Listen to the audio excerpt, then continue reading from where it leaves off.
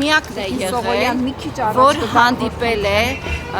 հայկական հարցով զբաղվող Տիկին Կարմեն Օսորմոյին, ով այստեղ եկել է, որ պետք է հանդիպեր նաև Տիկինի Նային Պայթյունից անհետ կորածի, եւ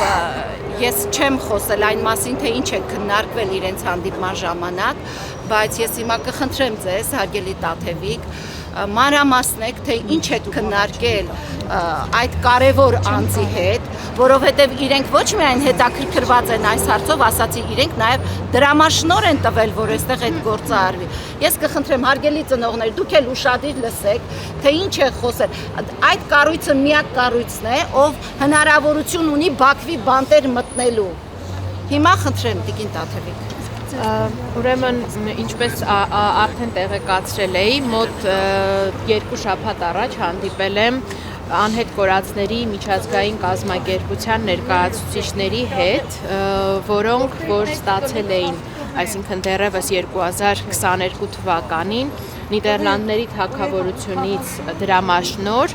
իրենց կարողությունների սահմաններում իրականացնելու հետազոտություն Հայաստանի եւ Ադրբեջանի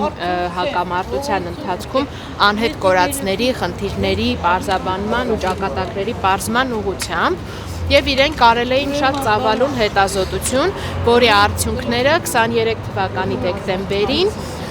հենց ընկերության տնօրենը, այսինքն նախագահը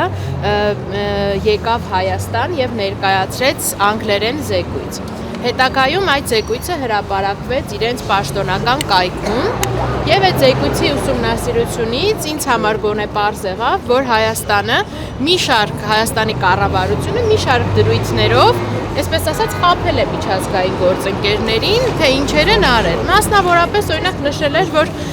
իրենք այստեղ ամեն ինչ անում են, ընտանիքներին աջակցում են, նույնիսկ հոգեբաններ են ներկայացրել, որպեսզի այդ լուրը օրինակ, որ անհետ կորածը զոհվել է, հոգեբանի ներկայությամբ լինի, ինչը բնականաբար այդպես չի եղել։ Եվ չգիտեմ, գուցե այս էր միակ պատճառը, թե ուրիշ այլ պատճառներ էլ կային ստելու հանգամանքների հետ կապված, բայց իմ տեղեկություններով Հայաստանի իշխանությունների խնդրանքով այդ զեկույցը, որը ներկայացնում էր եւ ICMP առաջարկությունները խնդրի լուծման ուղղությամբ, ICMP պաշտոնական կայքից հեռացվել է։ Եվ այս պարագայում մտահոգությունը, ես իհարկե այս ամեն ինչը որ բարձրաձայնում եմ, բնականաբար ICMP-ի հետ հանդիպման արդյունքներով են եւ այսինքն այն ինչ պահը որ խորհրդապահական էր պահելով, այն ինչը որ համաձայնեցված էր բարձրաձայներով եւ չեմ թաքցնի իրենց մտահոգությունը, որ իրանք այլևս